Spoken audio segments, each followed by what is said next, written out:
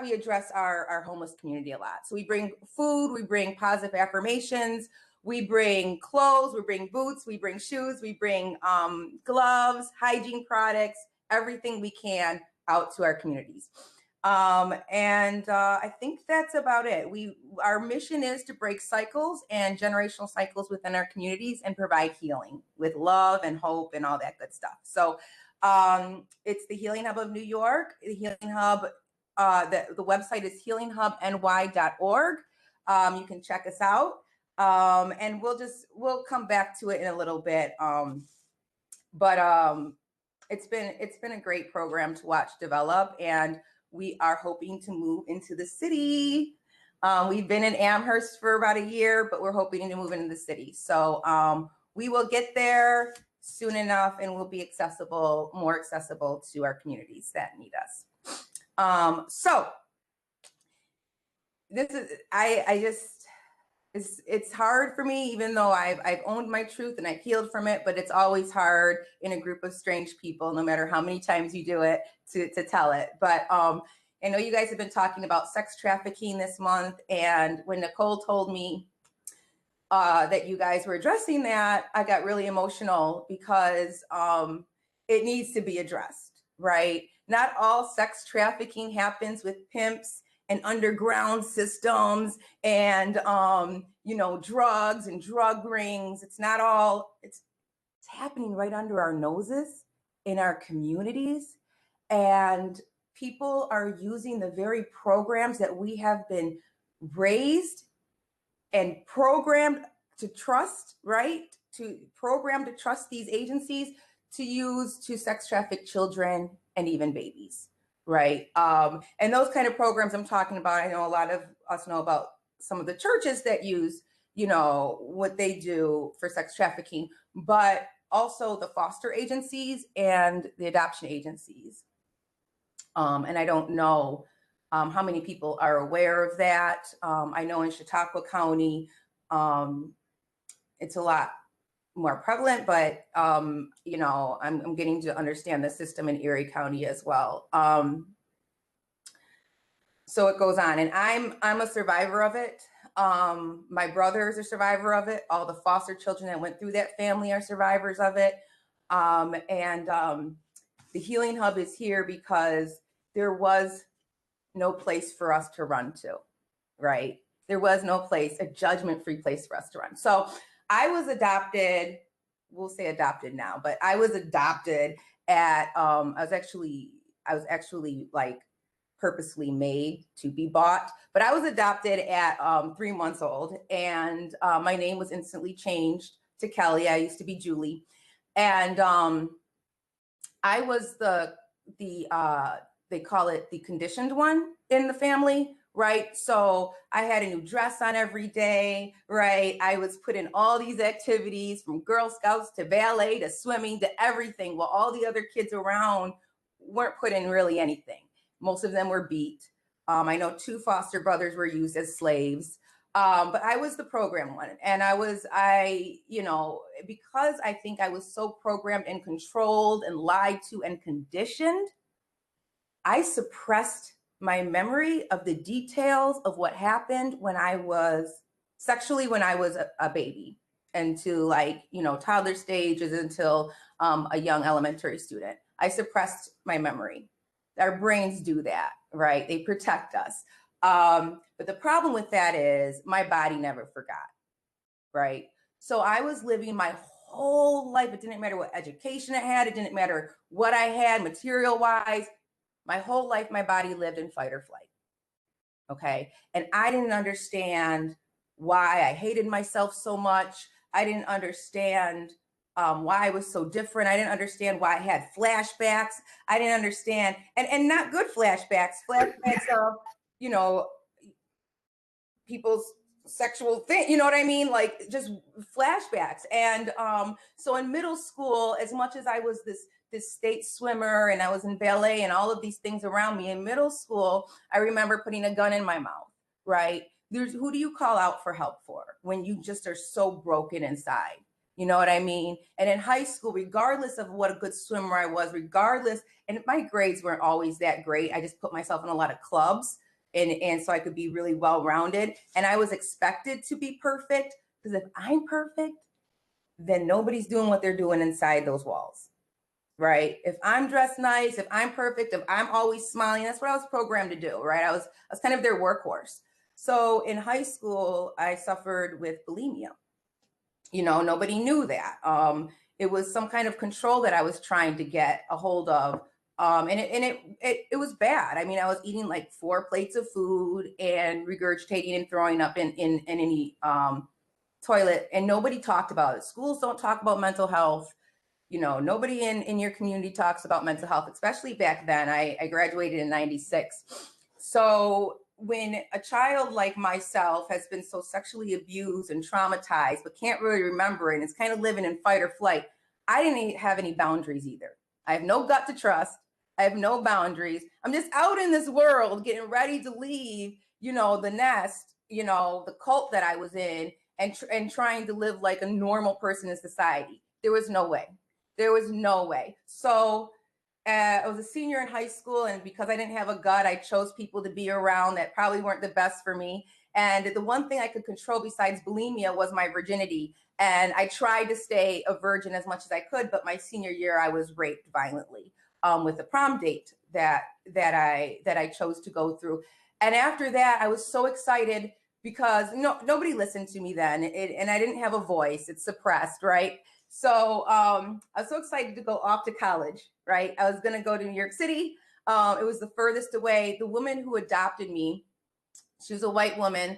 The man she was married to was a Black man. He really didn't like the skin he was in, but they had such good positions in society, right? She was head of Department of Labor in 3 different counties.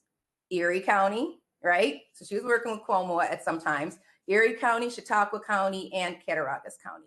She had so much pull, and she presented herself in such a way that you wouldn't even know. So did he, right? So I got a swimming scholarship, and I was just so excited, and she filled out all my applications, and she filled out everything. She wouldn't teach me how to cook, clean, do anything like that, so I depended on her and her toxic ways, right? So I would fail. When I failed, I only come back to ask for help. So anyways, I graduated high school, and I was ready to go off so far. It's only 5 hours, 6 hours, but it was far enough away from me, and start my college career. But in the summer before I went to college, I was driving to my job, and a truck comes at me at 70 miles per hour and hits me head on, and I break both my femurs, snap in half. All my tibias get crushed. My ankle goes underneath the car floor. My stomach rips open. Both ovaries are cut. My nose is ripped off my face. My eye, just all of this trauma. And I was awake through the whole thing, right? And back then in Fredonia, I'm from Fredonia. Back then, the Buffalo Bills used to practice in Fredonia, and the Bills helicopter, we couldn't even wait for ECMC to come. I was losing too much blood, right? So the steering wheel ripped my nose off my face. Like, I remember looking down and seeing like this blood accumulating in my white shirt and thinking, I'm paralyzed. There's no point in me to live, because it was the legs that were going to take me away from that abuse, right? With my swimming scholarship. So if I don't have my legs anymore, there's no point of me to live.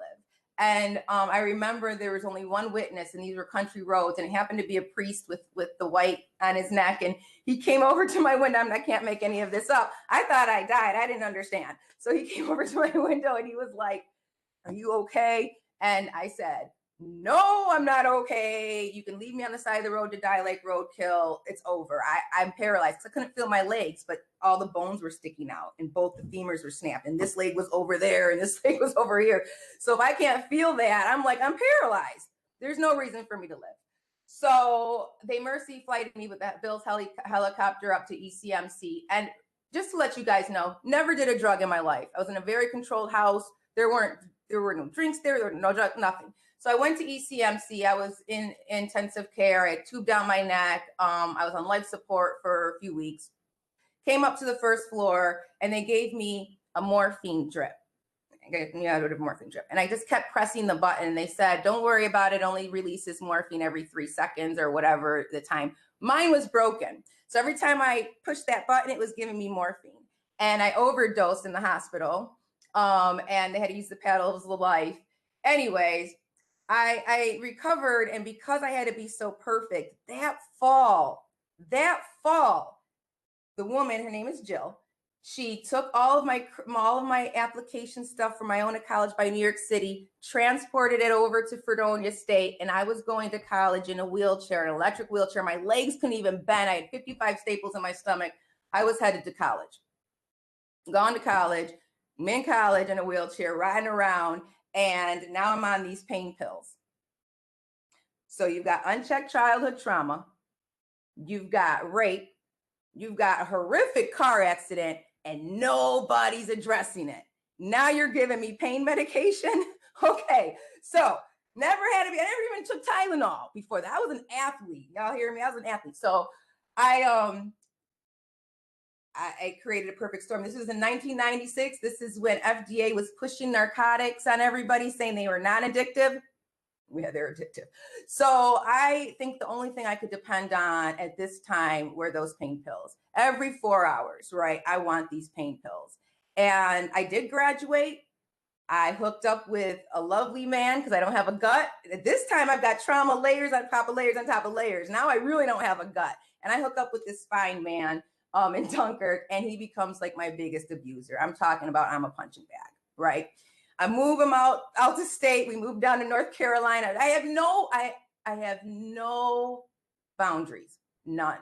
I think that being beat is love, right? Because I don't know any other way. I didn't know that I was so abused as a child, right? So I don't know the difference. You're telling me you love me, but you're abusing me. Feels all right to me, right? So I moved him down south, and when he got me isolated, I became a teacher, 4th grade teacher. It doesn't matter how many degrees you have, how well-rounded you have. If I have trauma that's not checked and addressed, I'm screwed.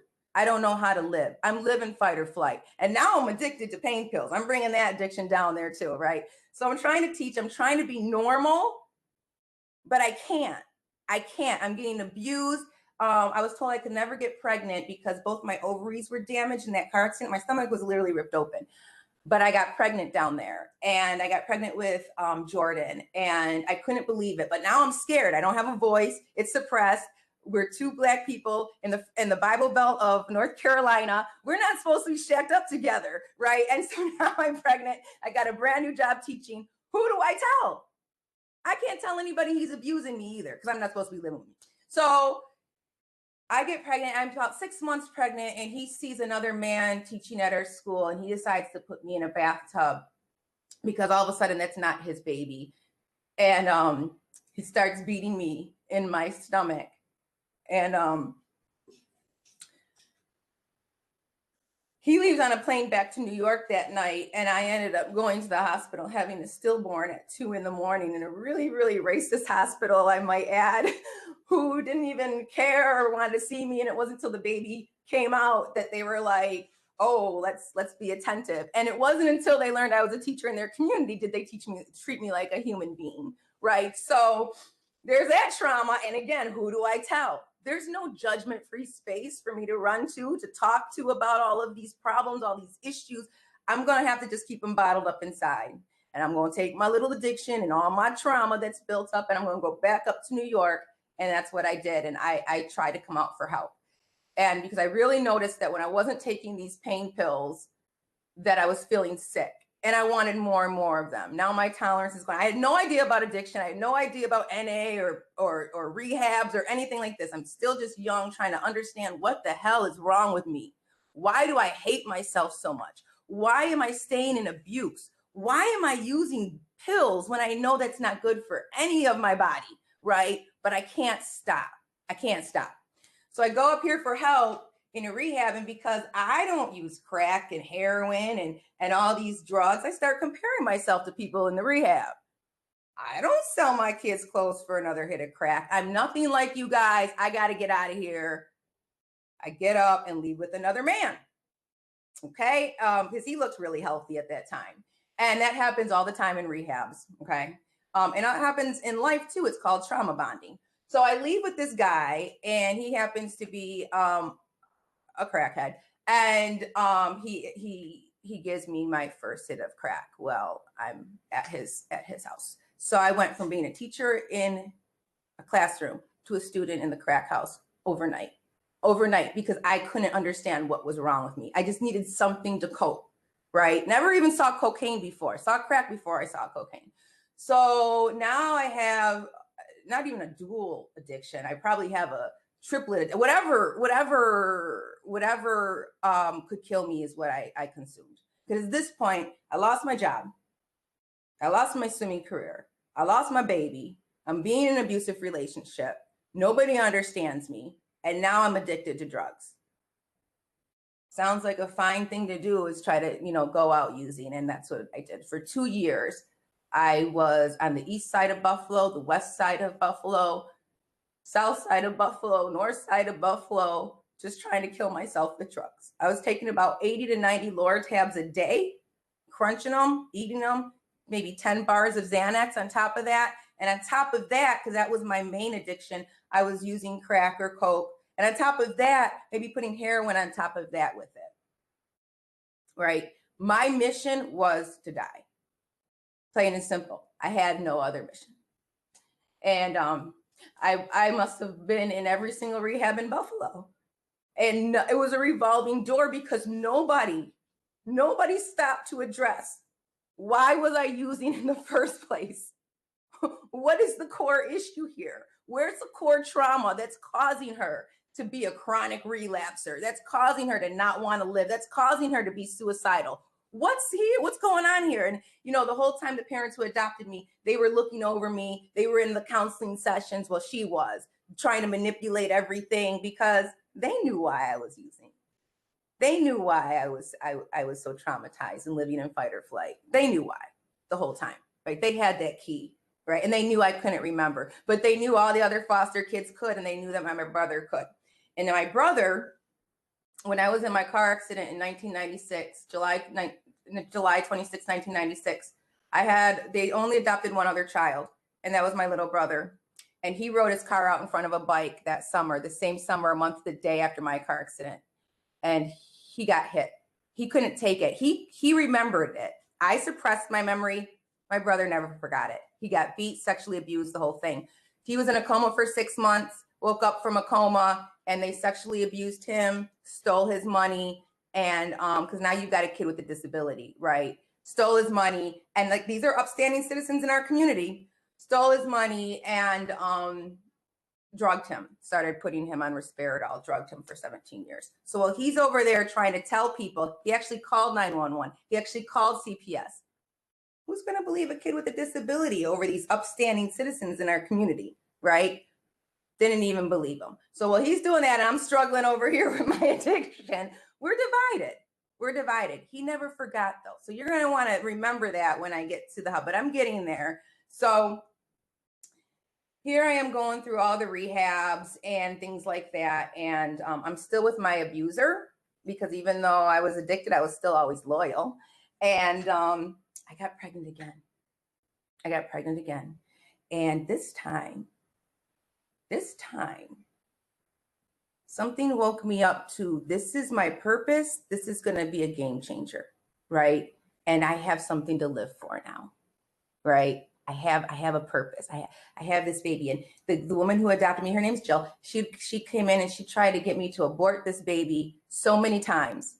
But something told me, it was the first time I stood up to her, something told me, no, this baby's going to change your life, right? And he did.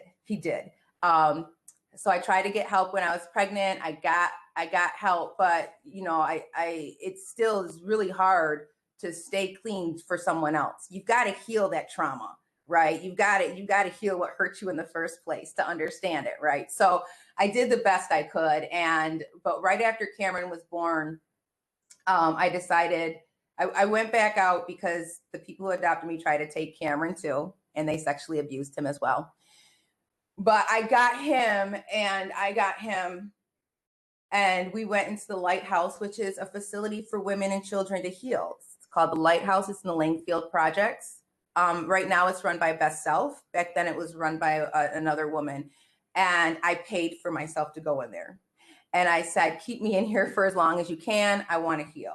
And that place I learned for the first time how to budget my money, how to shop, how to take care of my son, and we started healing together. And just because I put down the drug, because I didn't heal that unchecked trauma, doesn't mean that I was going to leave that facility and be healed. I just substituted it, right? I substituted my addiction for shopping. I substituted my addiction for other things, unhealthy relationships. But I was able to be away from the drug long enough to just heal, right? And so I went through life. After I set boundaries with his father, I met another man in church. I was playing my flute in church. Like, I'm really trying to recover now. This is 14 years ago.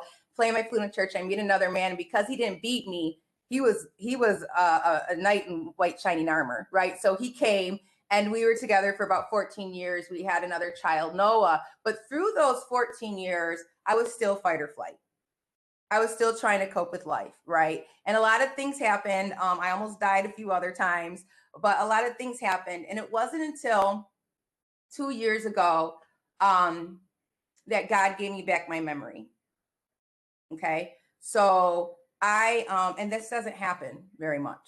Like, people don't just have childhood trauma and then be like, oh, I got my whole memory back. Now I can, but it happened to me.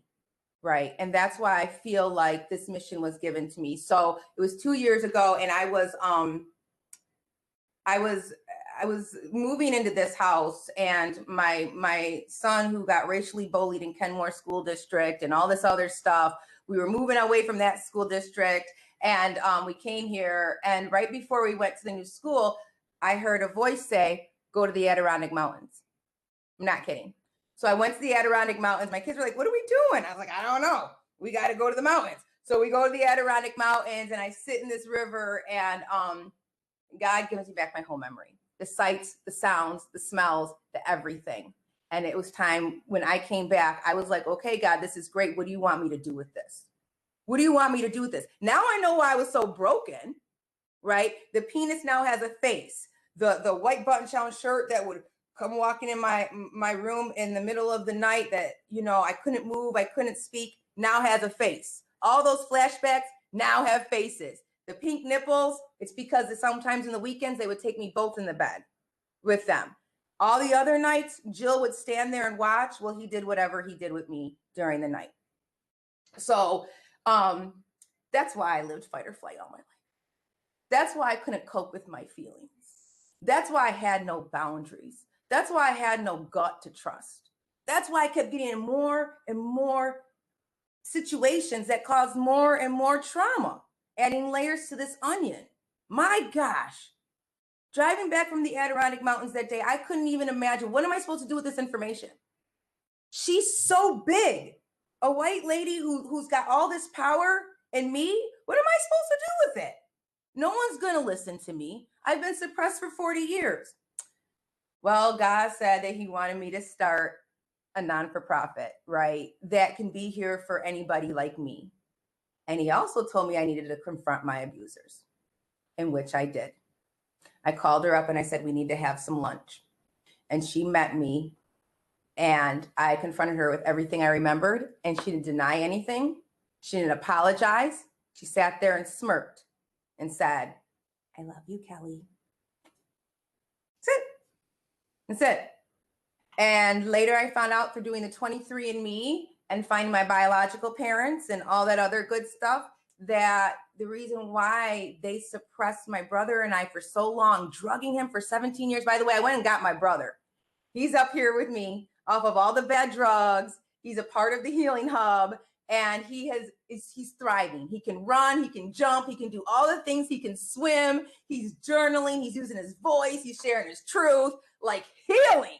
Like, if he can heal, anyone can heal. This boy was drugged. I mean, they even cut his penis. They even cut his penis. And he's got the biggest heart. I just love this dude. But I did. I confronted her. I went and got him Cameron. I went and got my son counseling. And I realized there is hope to heal. Right. And when I found out the 23andMe, I went and got my adoption, because I reported all this to the police, to everybody. I went and got my adoption papers from Cuomo, opened up closed adoptions. Turns out that my biological mom, who's from molestation, my biological father, who's from molestation, let's look, my two adopted parents are from molestations and trauma, generational traumas, right? Different colors, different ethnicities, different backgrounds, different incomes. 4 families all have generational trauma, right? I found out that my biological mother, Martha, purposely had sex with 3 Black men in 1977 to purposely create a biracial baby for the highest bidder, Jill and Will Whitfield, who took me in and did whatever they needed to do with me. And I found other foster children through this process. It's really been like a 007 kind of investigating, where I've been doing my own investigating, because again, we're so suppressed, right? And finding other foster children who, of course, remember and who have been through addictions and things like that, because their journeys like mine, unchecked, unhealed, unaddressed childhood trauma, right? A lot of our kids and our students that go to school don't even know what they're healing from. You know what I mean? A lot of our high schoolers forgot about their childhood trauma and they're living fight or flight. And we expect all of these students to come in here and learn, right? So, and adults too. So that's what the Healing Hub did. And at 2:00 in the morning, God woke me up. I was ready to go back to Canisius and finish another degree. I was ready to write a book. I was ready to live. And God was like, no, you need to start the Healing Hub. Right. And I didn't know anything about a 501c3. I learned real fast though. But at 2:00 in the morning, he woke me up and had me draw this, which is exactly what the hub looked like for a year. So it was a vision. So, and it has the restorative justice circles. It has the donation corners. It has all of the different rooms for different workshops.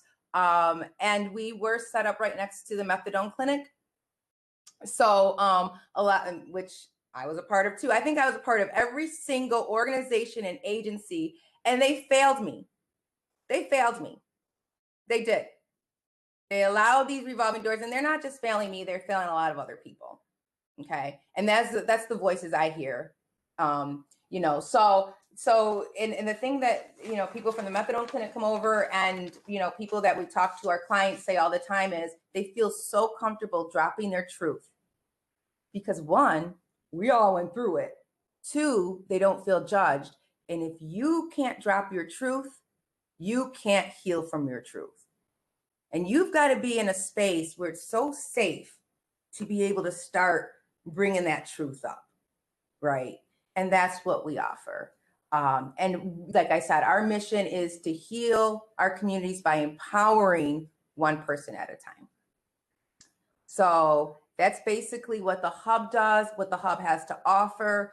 That's my story, a little bit of it. You know, there's so much more, but we only have so much time. So I was just wondering, are there any questions?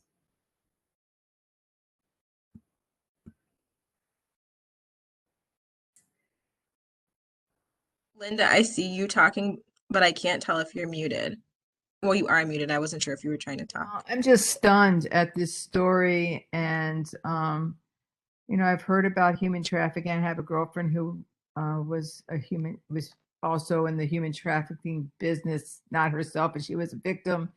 And I just find it like, I can't wrap my head around how a human being could do this to a child, to an infant, to a, like, I don't know what is that person.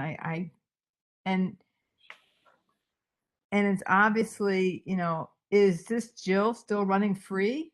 I mean, they're still able to go and do their business as usual after you telling your truth? So 1, it's because it happened to them. And those are the generational cycles that we're trying to break. Jill was molested. Will was molested, right? And so instead of healing and addressing it, they're carrying on. They partnered up and made a big, you know, made it a lot bigger. Second, what was your other question I wanted to touch upon? Jill, I forgot to tell you guys this part. Will worked at a steel plant for about 50 years. That's why he could work, and he worked the night shift, so he'd be off in the middle of the night to do the gross things that he did, right? After he was retired from the steel plant, after all the foster children left, and after they couldn't abuse my brother anymore, she gets him a job working at CPS. So he starts working for CPS in Chautauqua County, taking babies out their homes. And the cycle continues. And what's going on is a lot of people cover for other people. And it's been told to me straight out, I'm talking this year, because through the Healing Hub, we just got a baby, right? A mom came in, couldn't take care of the baby, asked if I could take custody of the baby. When they found out whose daughter I was in Chautauqua County, they were fine until they found out whose daughter I was. And that's the guy they're trying to cover because of what he has done in their agency. And they try to throw me under the bus. They try to make it hard. They try to make me drive an hour just for an hour visitation. I did it. I did it all. I have custody of her right now. She's upstairs taking a nap. She's going to be a year on Monday. God bless you. These are like the cycles that we're trying to break, because what they do, especially in Chautauqua County, I don't know how it is in Erie County, but they really cover for each other. They really do. And that's why everybody's been getting away from it this whole time. You know, it's been going on since the beginning of time, right? How is it still going on? With, you know, because it happens more than people think, and more people do it than people think. Well, that's the frightening part. That just flips me out. I have to thank you so much for your bravery in bringing this story to us today. It's just unfreaking believable. I mean, the layers, the multiple layers. I'm so just totally blown away by it. And I'm someone who I'm at 66 just starting to deal with my trauma therapy through EDMR, and it's been really enlightening, and it has really it's a lot of work, but it's worth it, you know. And I think, and we're all traumatized from this time of our lives that we're living through, you know. So, you know, self-care is really so important right now. And I hope to meet you and give you a hug one day, and for your bravery and for your story is absolutely incredible. I mean, it could be a movie that no one would believe was true, you know. And I'm sorry it happened to you, but your beautiful smile and your healing that you've done, I can't tell you enough how proud I am of you, and thank you. This Healing Hub sounds like an incredible place. I can't wait to come see it. Thank you so much, Linda. And donate money. You got me. Thank you. Thank you, Kelly. So guys, I know Kelly personally, and the first time I heard her story, just like all of you, it was unbelievable. But the crazy thing about Kelly is when you meet her and you get to be around her, she has, like you said, Linda, that smile. She's so infectiously happy, and Kelly is incredibly selfless. So, you know, even through all of this, Kelly, like, I just want to say thank you. Thank you for creating the Healing Hub. It is a wonderful place, and, you know, having helped so many people. And I see that Francesca's asking if you still have food drives. She's interested in partnering, so I can connect you and Francesca in an email thread. Yeah. If that works for you both. Yes, we're interested. Thank you. Yes, thank you so much. So yes, now I gotta go and cry. Oh my God. No, don't cry. Be happy. Happy tears. Healing's going Happy down. tears. Happy tears. Oh my here. God.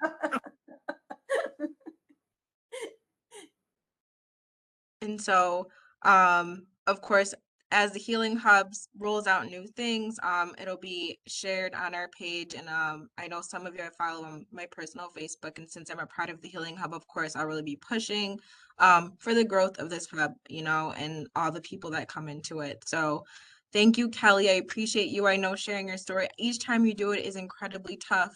Yeah. But thank you so much. Thank you, Nicole. I love you. I do. Thank you. And it's such a pleasure to meet all of you. It really is. This is a great group, and I hope you'll come to our meetings on Fridays at noon. Is it, you do it every Friday at noon? That's Friday when our noon. food drive starts. Oh, Friday food drive. It's on Main and Utica. And I know Mickey. I know you guys know Mickey. yeah. He started to do Friday food drives, but because of your meeting, he kind of fell off the face of the planet. And now he's doing a bunch of other stuff. But he wanted to do a lot of restorative circles with the hub that never really got kicked off. But we are focused around restorative healing. Are we ever? You know, we really are. We want to bring that to the schools, but that's a whole nother topic for another day. So, in addition, I just want to ask Debbie too, if there's anything that you also want to share today in terms of Black Club sharing. Thank you, Nicole. Kelly, we have heard you speak before, and every time you still touch my heart. We've met before with Talia and food security. So, you know, thank you for sharing your story. Right now, Board of Block Clubs is kicking off. It's January, it's 2022, and we are moving into a really great direction. We had a great meeting last night. We had 24 people on our call, which was great. And it'll be Zoom. It was Zoom this month. Hopefully next month we will be out in, you know, in a space that we can share and talk to everybody. And we got some good insight from some of the Block Clubs. So stay tuned. We are in the works with couple of really nice programs that we talked about last night at our board meetings. So we're hoping to roll out a couple of those within the coming months. Remember, we do have a Facebook page. Our email is bobcbuffalo@gmail.com. And you can send us any type of flyer that you would like us to share, anything that's going on within your communities, please share it to us. It is so important that we get information out to not only our Black Clubs, but to the residents of the city of Buffalo. I think everybody, there should have been tons of people on this call to hear about what's going on that some of us didn't even know about. And to hear stories that Kelly, you know, really opens your eyes. It opens your eyes, it opens your heart, it opens your mind to things that we just sometimes don't even really know about because it's not talked about. Yeah. So Kelly, God bless you, honey. You know, you're fantastic.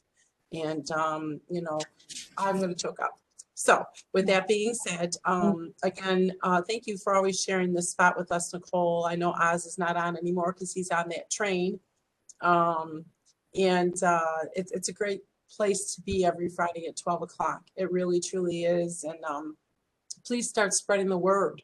Let's get back to, you know, like it was before where we were 30 strong or more. We need to let people know that this exists and that they have wonderful, wonderful speakers every Friday. So with that being said, it is 12:59, and like Oz always says, he likes to watch everybody's time, and I'm giving everybody a minute back. So thank you very much. Thank you, everyone. Thank you. Great meeting. Stay warm, everybody. Yeah, stay warm. Stay Maybe I'll get to meet you this year. Stay safe out there, everyone. Peace. Have a good weekend. Bye, Mike.